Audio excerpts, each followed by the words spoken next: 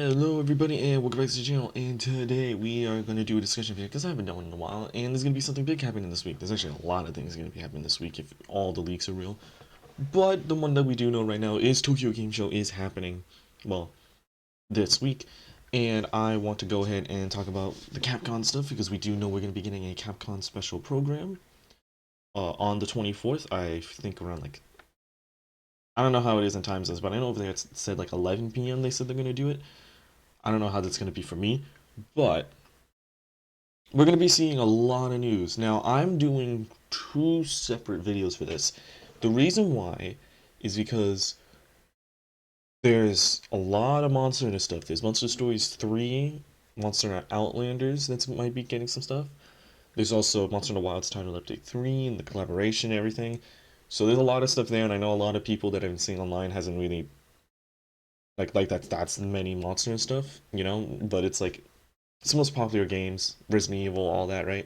You get Onimusha. It's not like they're not going back to the older games and giving them new stuff, right?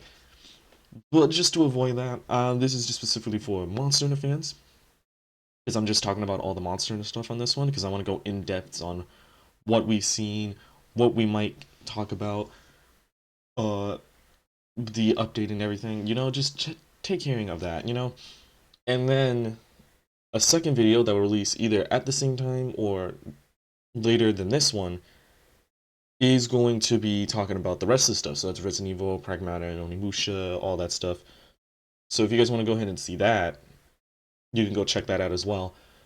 And I'll leave it at the end of the video. Same thing goes for the other video. I'll be leaving this part at the end of the video so you guys can check out both. Just to split it up so people get what they want and specifically want to see this, go see this. I just want to dive more down into Monster Hunter.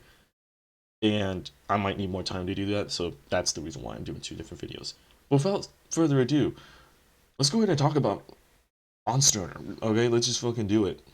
So the Tokyo Game Show Capcom program. Hello, we got four games. Is looking like to be. This is really weird though because I have this section here. It shows Resident Evil Requiem, Monster Stories 3, Onimusha, and then Pragmata. These seem like to be the big four games that I guess they're headlining. But then I go down over here, and there's like every single game. You got the Mega Man, Star Force collection. You got Wilds, Street Fighter 6, Stories 3, Outlanders right there, and then Survival Unit. So there's like a good amount here. And then there's the program, right? And the program has these 6 games. So I'm still thinking like the program's only going to talk about these things, right? These 6 games, and then we might be seeing more later on. So just pointing that out there, obviously. But let's go ahead. I want to dive down into Stories 3 first, because that's recently got a trailer, and I want to talk about the trailer a little bit. So what we saw in the trailer was really fucking cool. I didn't know if I was going to do a separate video talking about it, or if I was just going to add it onto this. Obviously, I'm adding it onto this. But I really want to talk about it because they showed a lot of stuff. I love that it's bigger monsters. Let's just get that out of the way. I think the reason why I couldn't get fully into Stories is because the monsters just didn't give me that feel, the monsties. And now they are. It actually feels like I'm riding a Rathalos, which is fucking cool. So I'm really excited about that. I really like the adult themes that are going on with the war and stuff. I really hope, probably not going to happen, but I really hope that the final boss isn't going to be like some sort of monster. It's going to be like a guy who's the Dark Knight that's like riding the other Twisted Rathalos, but like, you know, it's not gonna be that way. We're gonna become best friends and fight a giant fucking beast or something. We know that's what's gonna happen. But a guy can dream, because I really hope that's happening, because I feel like that drive home the theme of the game better. But who knows? But yeah, Twisted Reflections. I guess we could dive down into a lot more that we know about the game, starting from the beginning. We do know that we are an heir to the throne in this kingdom.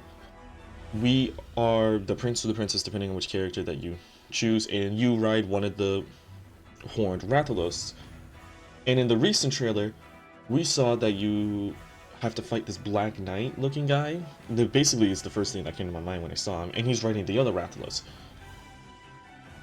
And it seems like you're in this war with this other country, this other kingdom, and it's leading to like so many deaths. And then there's the phenomenon that we saw the Chachacabra in, which, yes, we have wilds monsters in the game as well, not only Rise, and that is really, really, really cool. Because at the end of it, we also see Raidao, and honest to God, that is like one of the most exciting things to me. If I could ride a Raidao and use a railgun attack, that is one of the coolest things I've ever heard. So I'm really looking forward to that. I'm hoping that in this game, in this trailer, they go ahead and talk about what is up with the Chotacabra, what is that type of thing. When I first reacted to it, I thought it was a subspecies, because I'm an idiot, but it definitely seems like an afflicted type of monster in a way, so I'm really hoping that we can get a little bit more light onto that specifically. But without further ado, the gameplay is looking really, really cool. I saw a little thing with the Chotacabra. It had like a little symbols under it. I want to know what that is, because I wonder if that's like a meter to build up attacks and you have to like use it or something. I don't know, but I only saw it on the Chotacabra, I think, so I'm really looking forward to maybe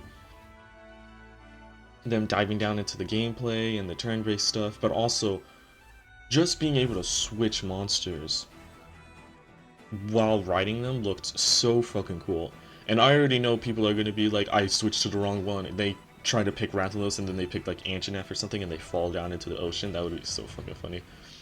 But yeah, but we also know a lot of monsters that are coming back. One, Plesioth.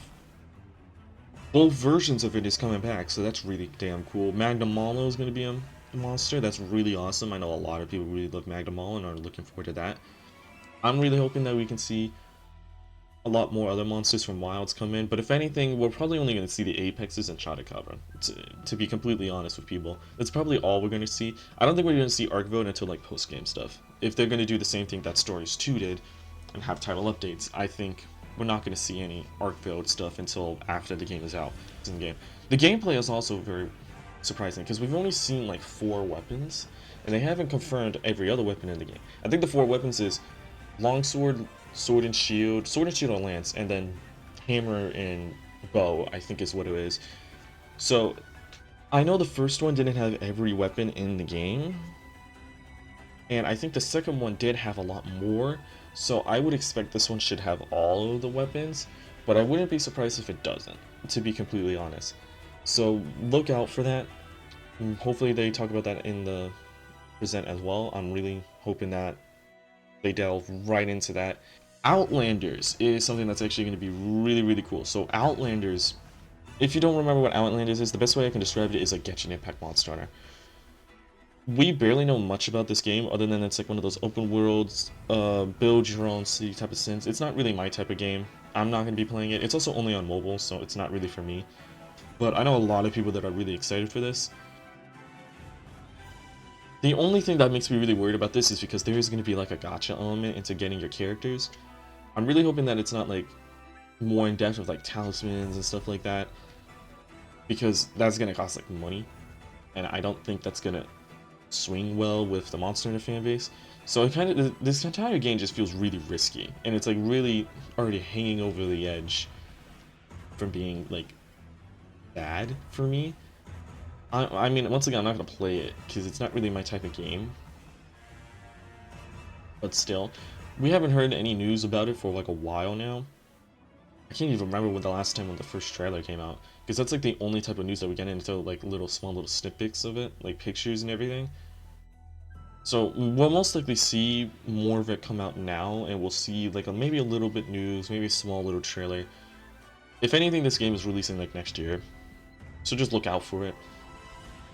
I don't really know what else to say. We don't really know much about this game. We just know that there's like 4 different characters in the game right now. It's like a longsword, Rathalos, bow, I think it was like hammer, and then insect glaive, I think is what the 4 were right now, and that's like all we know right now. And I'm expecting we're going to see a lot more before the game comes out. We'll probably see gacha stuff if they do anything, like the in-depth look on that and how the banners and everything will look. If it's anything like Genshin, then it'll probably be like that. The monsters in the game, we'll probably see a lot more look and everything about it, and we'll probably talk with the devs and stuff and see what it will be. But it's really hard to guess what's going to happen with this game because we don't know anything about it, and we don't know anything about it for so long.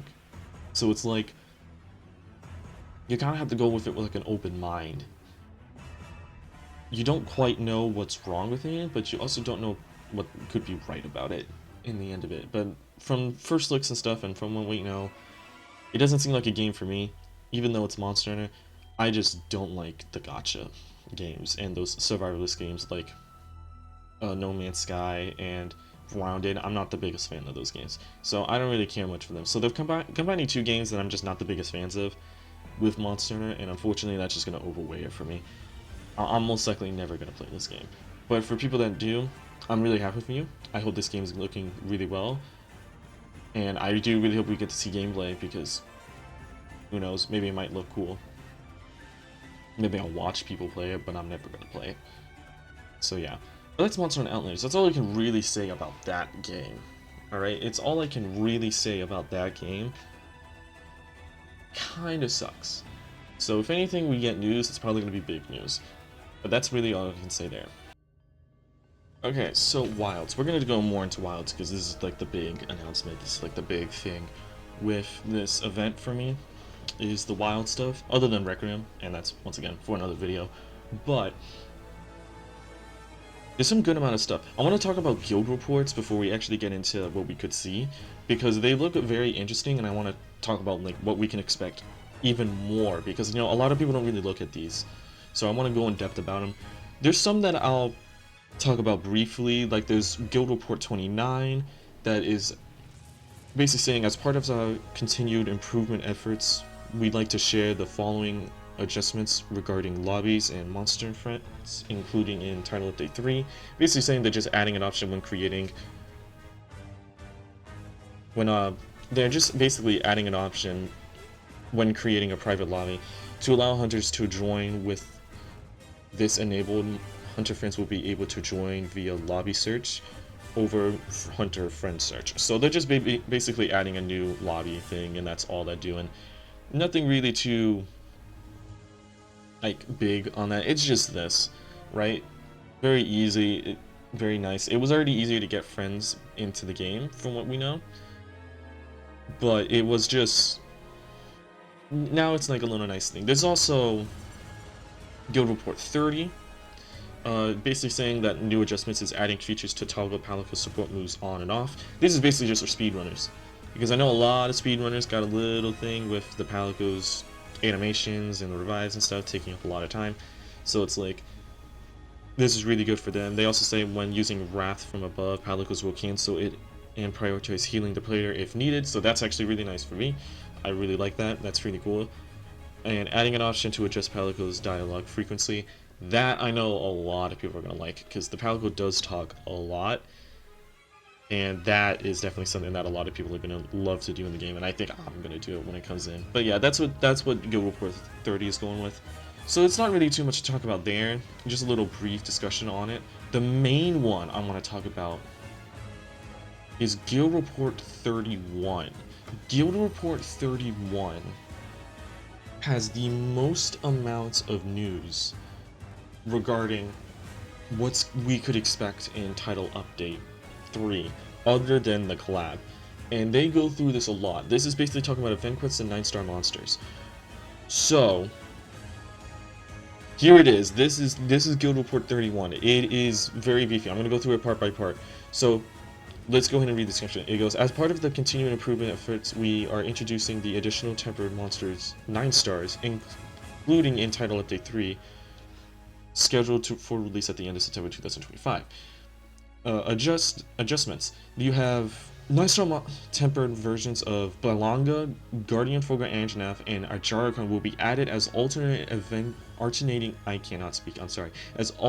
event quests. Rewards include items like glowing stones, heavy armor, spheres, and something else. God, I am the worst person to be doing this right now. When it comes to 9-star monsters, this is really, really cool. We already knew they were going to be doing this if you read the other devlog when 9-star monsters first released. And this was like probably the biggest thing that people had, and probably the only thing people had, because this was like the only thing I've seen people complaining about, was the fact that the 9-star monsters were already monsters that we were grinding in the first place, and it wasn't really anything new. Now we're getting things that are new, which is very, very exciting. Guardian for Granjanef, I automatically guessed that was going to get one, so I'm really happy about that. A Jarrakarn I'm really happy about, because that's one of my favorite monsters to fight in the game, so I'm really looking forward to it kicking my ass. And then, Blinganga. Yeah, no, my Blinganga stance does not change. This is one of my least favorite monsters in the entire series. I'm not looking forward to fighting it. Oh my god, it's gonna be so annoying. But yeah, still.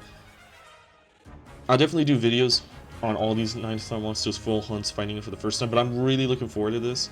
We know that most likely Omega Planetus is going to get its own 9-star monster, and if we are getting another monster in this update, it will most likely be getting a 9-star monster version as well. So we can also look forward to that. So there's going to be a lot of stuff going on. And they say it's alternating, like, every week, so after one leaves, a new one's going to come, and I don't know if it's going to be like, oh, after a Jarrakan, Blangonga's going to come back. Maybe we might see more. We don't exactly have a timeline on this chart, so we can't really say anything about it.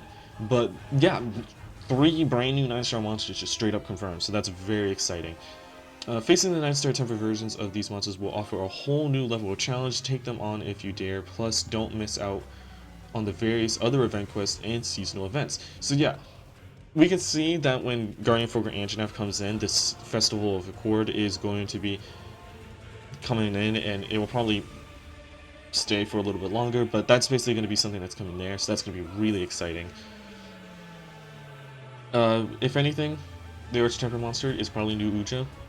I think everybody could guess that right now. Really looking forward to that. Uja is still one of my favorite monsters to fight in the game, and I'm still really disappointed that its 9-star monster was pretty much the pushover out of everybody else, so I'm hoping that the Arch Tempered gives a lot of challenge, with a lot of new movesets and everything. I'm really looking forward to that, hoping that it actually does something good.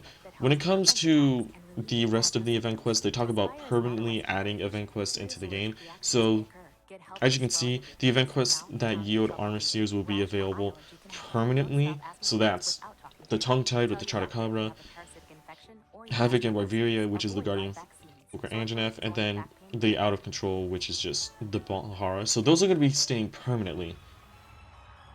They're not leaving anymore. So that's very, very interesting. So that's going to make it very easy to get armor spheres, more than just having the 9-star monster event quests that are also going to be easy for us to get armor spheres. So that is really, really cool. The event quests that yield one ore will be available permanently as well, so that's going to be staying. Definitely something that I know a lot of you are going to really like is the event quests that yield ingredients will be available on weekly rotation.